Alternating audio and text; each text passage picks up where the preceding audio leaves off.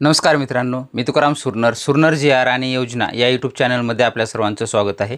आजच्या व्हिडिओमध्ये आपण CSE अंतर्गत पॅन कार्ड कसं काढायचं हे व्हिडिओमध्ये संपूर्ण पाहणार आहोत। स्टेप बाय स्टेप संपूर्ण माहिती सांगणार आहोत। शेवटपर्यंत व्हिडिओ पहा।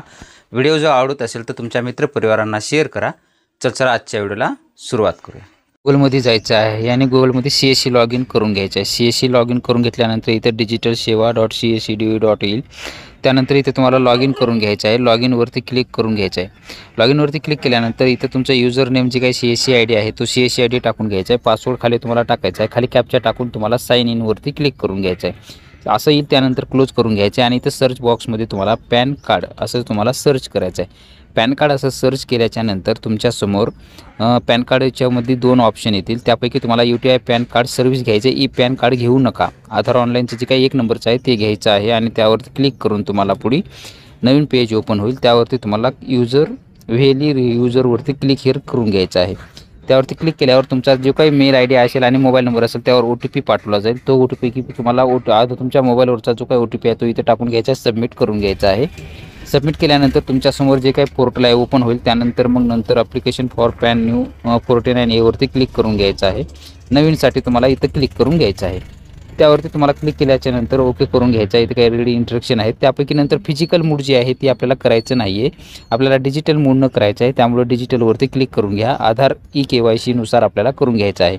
इंडिव्हिज्युअल ऑटोमॅटिकली आलं जाईल। तुम्ही जर खाली NRI कॅटेगरीचे असाल तर इथे येस करा, नसाल तर नो करा। आपण नोच करून घेणार आहोत कारण की आपण भारत देश सोडून नाहीत, भारताच्या बाहेरसाठी NRI असतं।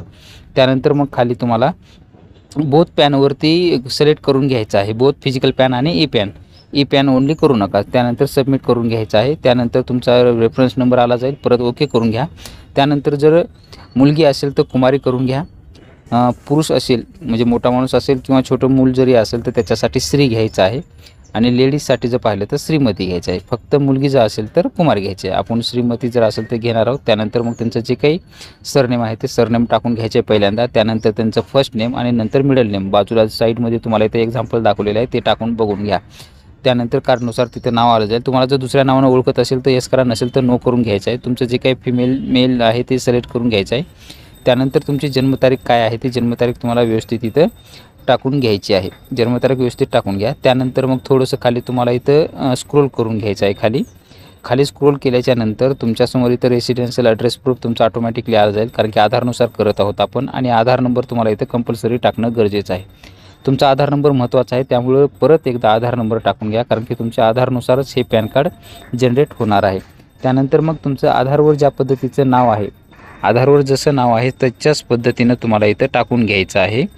आधी जर अगोदर आडनाव असेल तर आडनाव टाका, नाव असेल तर नाव टाकून घ्या। नंतर नेक्स्ट स्टेपवरती क्लिक करून घ्यायचं आहे। इथं पण डॉक्युमेंट आधारच राहू द्या। त्यानंतर परत ओके करून घ्यायचं आहे।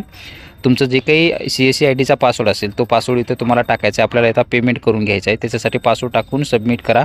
त्यानंतर तुमचा वॉलेट पिन टाकून तुम्हाला पे नाववरती क्लिक करायचं आहे।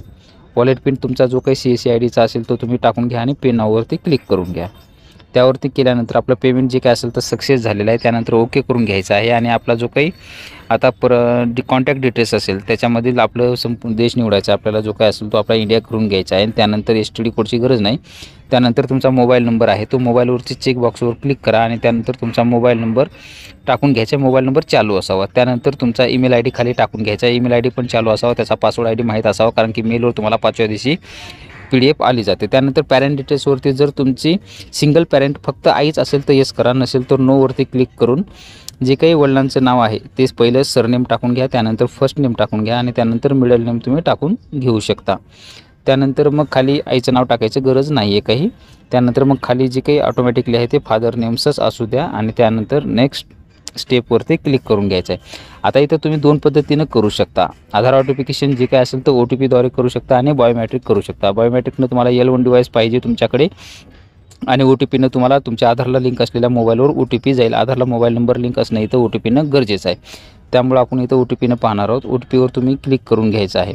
OTPवरती क्लिक केल्याच्या नंतर तुमच्या आधारला जो काही मोबाईल नंबर लिंक आहे त्या नंबरवरती तुम्हाला एक OTP पाठवला जाईल। तो OTP तुम्हाला इथं टाकून घ्यावं लागेल। इथं OTP तुम्हाला टाकून घ्यायचा आहे। OTP टाकून घेतल्याच्या नंतर चेकबॉक्सवरती क्लिक करून सबमिटवरती क्लिक करून घ्यायचं आहे। तुमचं हे आधार जे काय असेल ते व्हेरीफाय होईल त्याच्यामध्ये. KYCनुसार तुमच्या आधारनुसार जो काही तुमचा पत्ता असेल तो इथं ऑटोमॅटिकली आला जाईल. तुम्हाला काहीच टाकायची गरज नाही आहे. ऑफिस ॲड्रेसमध्ये तुम्ही काही टाकू नका, तुम्हाला टाकायची गरज नाही आहे तिथं. डायरेक्टली नंतर खाली स्क्रोल करून घ्या. स्क्रोल डाऊन करून घेतल्याच्या नंतर तुमचा इन्कम सोर्स काय आहे तुमचा टाकू शकता. इन्कम फ्रॉम अदर सोर्स करू शकता किंवा नो इन्कम तुम्ही करू शकता. कुठलंही करू शकता. तुमच्या पद्धतीने तुमचं जे असेल ते करून घ्यायचं आहे आणि त्यानंतर नेक्स्ट स्टेपवरती तुम्हाला क्लिक करून घ्यायचं आहे. त्यानंतर EO कोड तुमचा ऑटोमॅटिकली जनरेट आला जाईल. तिथं काहीच टाकायची गरज नाही आहे तुम्हाला. खाली स्क्रोल करून घ्या. त्यानंतर मग इथं खाली तुमचं जे काही हिमसेफ सेल्फ करून घ्यायचं आहे आपल्याला. त्यानंतर आपलं नाव आलं जाईल. त्यानंतर आपलं जे काही प्लेस आहे, लोकेशन आपण कुठून काढत आहात ते नाव, आपल्या गावाचं नाव टाकून घ्यायचं आहे आणि नेक्स्ट स्टेपवरती क्लिक करून घ्यायचं आहे. त्यानंतर मग तुम्हाला पुढची प्रोसेस आली जाईल. त्यामुळे आपण जे काय असेल तर आता नेक्स्ट स्टेपवरती क्लिक करून घेतल्यानंतर इथं ऑटोमॅटिकली इथं काहीच करायचं नाही तुम्हाला. परत इथं सबमिट डायरेक्टली करून घ्यायचं आहे. सबमिट डायरेक्टली केल्याच्या नंतर तुम्हाला समोर परत एकदा तुमचा जो काही आधार नंबर आहे तो आधार नंबर इथं टाकून घ्यायचा आहे. आधार नंबर टाकून घेतल्याच्या नंतर तुम्हाला OTP पाठवावरती क्लिक करायचं आहे. OTP पाठवायचा आहे. OTP आल्याच्या नंतर तो OTP इथं तुम्हाला टाकून घ्यायचा आहे आणि OTP टाकून घेऊन चेकबॉक्स क्लिक करून तुम्हाला सबमिटवरती क्लिक करायचं आहे. क्लिक केल्याच्या नंतर हे तुमचं आता ॲप्लिकेशन पूर्ण झालेलं आहे. त्याचे प्रिंटआउट काढून तुम्ही कस्टमरलासुद्धा देऊ शकता किंवा जे काही पॅन कार्ड असेल तर हे तुम्ही सेव्ह करून ठेवता. पुढचं जे काही चेक करण्यासाठी तुम्हाला महत्त्वाचं आहे. आणि डाउनलोड साइन ई फॉर्म जे काय असेल तर ते सेव्ह करून तुमच्यासाठी सेव्ह करून घेऊ शकता तुम्ही. अशा पद्धतीनं हा फॉर्म तुमच्यासमोर डाउनलोड झालेला असेल. तुम्ही फोल्डर वाईज तुम्ही तुमच्या लॅपटॉपमध्ये किंवा PCमध्ये सेव्ह करून ठेवू शकता. त्याच्या पद्धतीने हे आपलं आधार कार्ड वगैरे त्यांचं संपूर्ण इथे तुम्हाला डिटेल्समध्ये दाखवलं जाईल. तर अशा पद्धतीनं स्टेप बाय स्टेप तुमचं जे काही पॅन कार्ड असेल, कुणाचं कस्टमरचं काढायचं असेल, ह्या पद्धतीनं तुम्हाला पॅन कार्ड काढून घ्यायचं आहे. संपूर्ण माहिती आपण याच्यामध्ये दिलेली आहे. जरी काही तुम्हाला अडचणी येत असतील तर नक्की कमेंट करा, त्याचं सोल्युशनसुद्धा तुम्हाला सांगितलं जाईल. व्हिडिओला लाईक करायला मात्र विसरू नका आणि चॅनलला जर फॉलो केलं नसेल तर चॅनलला नक्की फॉलो करा. असेच अपडेट नवीन अपडेट आपल्या चॅनलवरती येत असतात. ते सर्वात अगोदर तुम्हाला त्याचं नोटिफिकेशन मिळत जाईल. धन्यवाद.